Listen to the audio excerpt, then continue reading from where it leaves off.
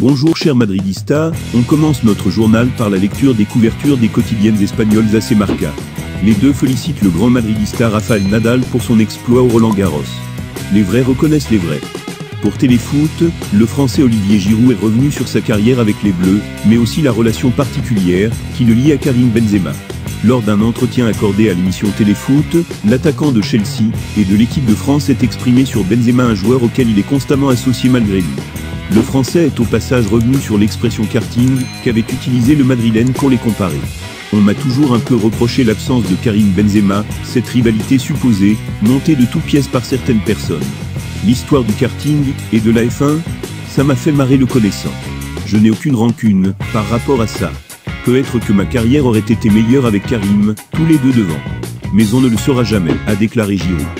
Depuis plusieurs mois maintenant, le Real Madrid accueille ses adversaires au stade Alfredo Di Stéfano, et cela lui réussit plutôt bien. Le 14 juin 2020, crise sanitaire oblige, le Real de Zidane disputait son tout premier match officiel à domicile loin du Bernabéu, en plein cœur de Valdebebas.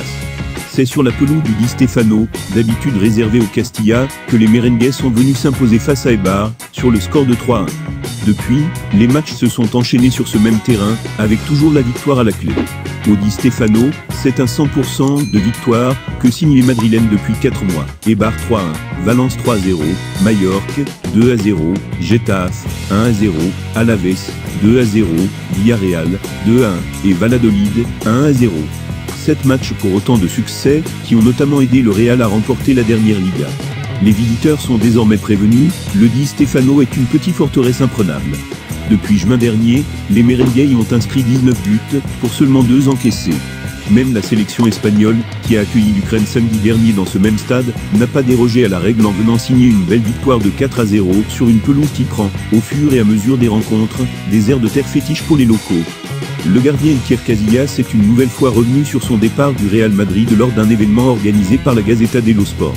Quand un joueur débute dans une équipe, il veut y terminer sa carrière.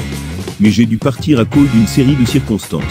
Il est arrivé un moment où je ne me sentais plus à l'aise, j'avais besoin de changer d'air, et Porto m'a offert des choses que le Real Madrid ne pouvait plus me donner, a déclaré Casillas. Lorsque vous jouez pour une équipe comme le Real, vous savez que vous êtes dans l'un des meilleurs clubs du monde. Il est difficile d'aspirer à jouer pour un autre club. Quand j'étais à la Cantera, je savais que j'atteindrais l'équipe première du meilleur club du monde, et que je rejoindrais la sélection. Bien sûr que j'ai reçu des offres, mais je n'avais jamais envisagé de changer d'équipe avant l'âge de 35 ans, a ajouté Iker.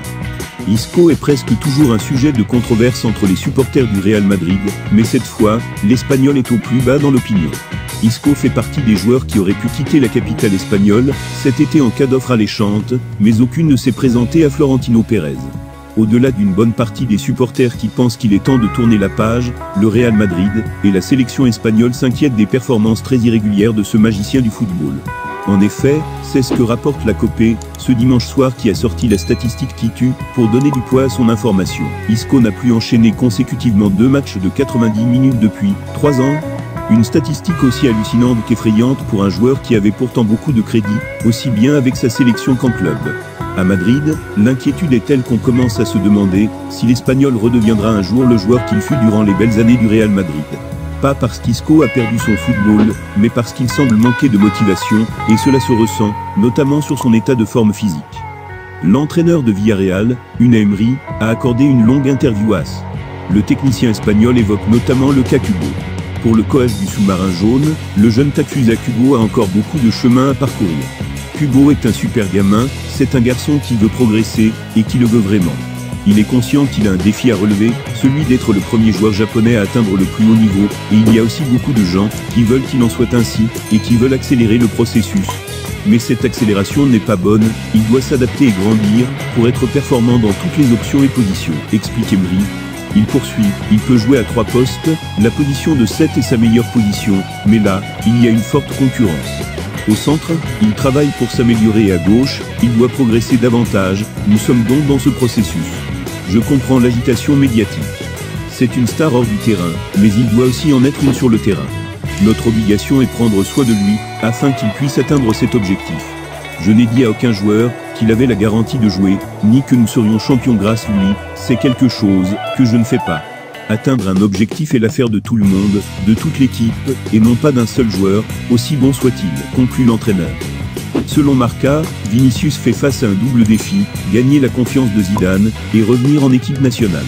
Au cours des 3 prochaines semaines, Vinicius disputera 7 matchs avec Madrid, dans lesquels il tentera de gagner la confiance de Zidane et Titi, afin d'être appelé en équipe nationale.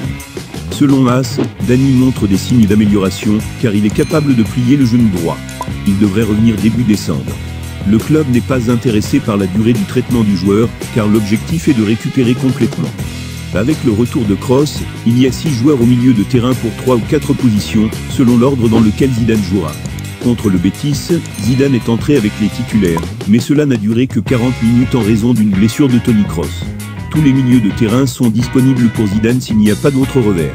La période à venir est importante, car Madrid disputera 7 matchs, dont 3 dans les champions et le match du Clasico contre Barcelone, dont Zidane a besoin que tout le monde soit prêt à 100%.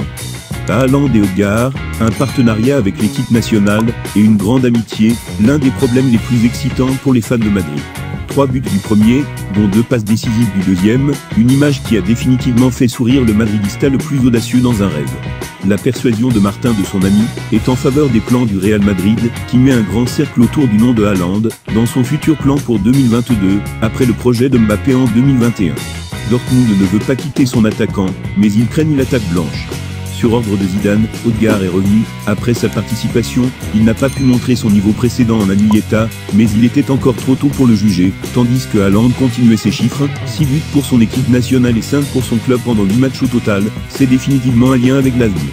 L'attaquant du Borussia a partagé sur Instagram une photo qui a excité les madridistas, montrant Martin souriant avec ses pieds sur son partenaire portant le ballon du triplé, tous deux pointant vers l'autre. Les partisans de Madrid ont envahi ce poste, avec des commentaires entre l'appel à venir et les louanges à Martin. Le 12 octobre 1955, le stade Santiago Bernabéu accueillait son premier match de Coupe d'Europe, le match retour des 8e de finale contre le Suisse Serbie. Le Real Madrid a fait sa première grande performance dans ce tournoi devant ses fans.